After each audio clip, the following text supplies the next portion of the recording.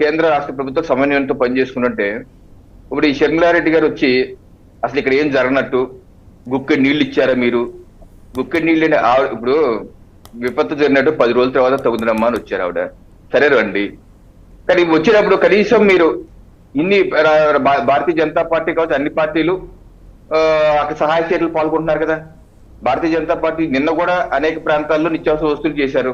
So Congress party మీతో పాటు కనీసం ఓ 10 మందికి నిత్యావసర వస్తువులు పులిహార పొట్లాలు మీరు తీసుకొచ్చారా? షర్మిలారెడ్డి గారు కాంగ్రెస్ పార్టీ అధినేతగా ఈ 10 రోజుల్లో మీ కాంగ్రెస్ శ్రేణులకి ఏమైనా సహాయ చర్యలు పాల్పంచుకోండి అని చెప్పి పిలుపునిచ్చారా? ఏ సహాయ చర్యలు చేయలేదు. పైపచ్చు మీ ఎన్నికల ఫీడ్బ్యాక్ 2024 చూస్తే 200 కోట్లు ఆస్తుంది. మీకు 200 కోట్లు ఆస్తుంటే ఇంకా అన్నా చెల్లెళ్ళు అంతేనా? డబ్బులేమి తీరా బయటకేమి? రాష్ట్రంలో అందరూ సహాయ సహకరిస్తుంటే మీరు మాత్రం రూపాయి కూడా తీయకుండా ఉత్తి చేతులతో ఊపుకుంటా వచ్చి ఒక తంపుడు ఉపన్యాసాలు ఇచ్చి వెళ్ళిపోతారా? అసలు టీడీపీ ఎన్డీఏ ప్రభుత్వం ఏం చేయట్లేదు అని చెప్పి విమర్శిస్తున్నారు. అసలు బుడమేరు సమస్యకి ఇల్లే కారణం అని చెప్పేసి అంటున్నారు షర్మిల గారు. అసలు బుడమేరు ఆధునీకరణ పనులు మీరు మర్చిపోతున్నారు. కాంగ్రెస్ పార్టీ అధ్యక్షురాలని 5 దశాబ్దాలుగా పైజీలకు రాష్ట్రాన్ని పరిపాలించిన పార్టీ అండి మీది.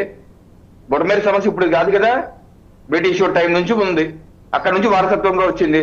మరి 5 దశాబ్దాల పైజీలకు పరిపాలించిన పార్టీ ఏమి శాశ్వత పరిష్కారం చూపింది? ఏం చూపించారు మీరు శాశ్వత పరిష్కారం? మీది కాదా బాధ్యత?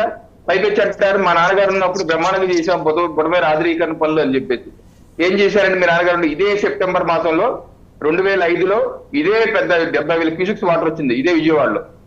అయితే అప్పటికన్నా ఇప్పుడు ఎక్కువ మంది ఎఫెక్ట్ అయ్యారు. ఎందుకంటే అనాథరైజ్ కాలనీలు, బుడమేరు పరివార ప్రాంతాల్లో అనాథరైజ్ కాలనీలు కట్టలతో పోయేసరికి కొంచెం పెరిగిన స్కేల్. బట్ అప్పుడు కూడా ఇంత పెద్ద ఉపద్రవం వచ్చింది. ఎన్నికలు కూడా ఆగిపోయినాయి, కార్పొరేషన్ ఎన్నికలు కూడా ఆగిపోయినాయి.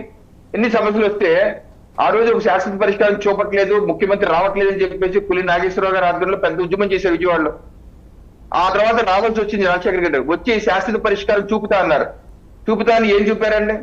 కేవలం జీవోలు మాత్రం ఇచ్చారు. బుడమేరు ఆధునీకరిస్తామని చెప్పేసి ఇది 2005లో వచ్చినటువంటి రాజశేఖర రెడ్డి గారు 2009 ఫిబ్రవరి 18, 2009 జీవో నెంబర్ 30 ఇచ్చారు. ఈ 30 ఇచ్చి బుడమేరు డైవర్షన్ ఛానల్ ని ఆధునీకరించి 10,000 క్యూసెక్స్ ని 37,555 పెంచుతామని చెప్పి 245 కోట్లతో ప్రతిపాదన చేసి ఇది ఎన్నికలకు ముందు 2009 ఎన్నికల ముందు స్టంట్ ఇది. ఎన్నికలు అయిపోయిన తర్వాత పాపం ఆయన కాలం చేశారు. కాంగ్రెస్ పార్టీ 2004 నుంచి 2014 వరకు ఉంది అధికారంలో. వాళ్ళు ఏం చేయలేదు, ఏ పని చేయలేదు. బుడమేరు ఆధునీకరణ పనులు వంకర టింకర్లు సెట్ చేస్తా అన్నారు, చేయలేదు. అలాగే 2011లో కాంగ్రెస్ పార్టీ ఉన్నప్పుడే Vijayawada city disaster management plan అంటే 400 పేజీల నివేదిక. ఇది అప్పుడు కమిషనర్ రవిబాబు గారు ఐఏఎస్ అధికారి కమిషనర్ ఆధ్వర్యంలో కేంద్ర ప్రభుత్వం కూడా మీదే ఉంది, కేంద్ర ప్రభుత్వంతో అనుసంధానం ప్రిపేర్ చేసిన ప్లాన్.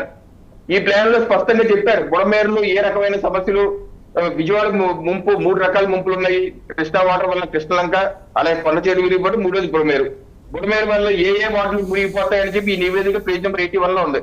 ఏ వార్డులు ఏ ప్రాంతాలని దీని పరిష్కార మార్గం కూడా చెప్పారు. 144 పేజీలో పరిష్కారం ఏమేం చేయాలి, గ్రౌండ్ లెవెల్ కి 8 అడుగులు పైన ఇల్లు కట్టాలి, వంకర టింకర్ల రిటైనింగ్ వాల్ కట్టాలి, ఇవన్నీ 2011లోనే వచ్చాయి.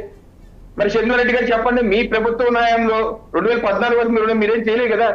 చేయకుండా ఈ రోజు వచ్చి ఓకుదంపు ఉపన్యాసం ఇచ్చి బురజల్లేసి ఏమి చేయట్లేదని మీరు అసత్య ప్రచారాలు చేసి ఒక్క రూపాయి ఇవ్వకుండా, ఒక్క పులిహార పొట్లం కూడా మీరు ఇవ్వకుండా, ఒక్క పాల ప్యాకెట్ కూడా మీరు ఇవ్వకుండా వచ్చేసి పైపెచ్చాము మనకేమో 200 కోట్ల ఆస్తులు మాత్రం పోగేసుకుంటాం, సమాజం మరి ఇచ్చే పరిస్థితి లేదు. సో ఈ రకంగా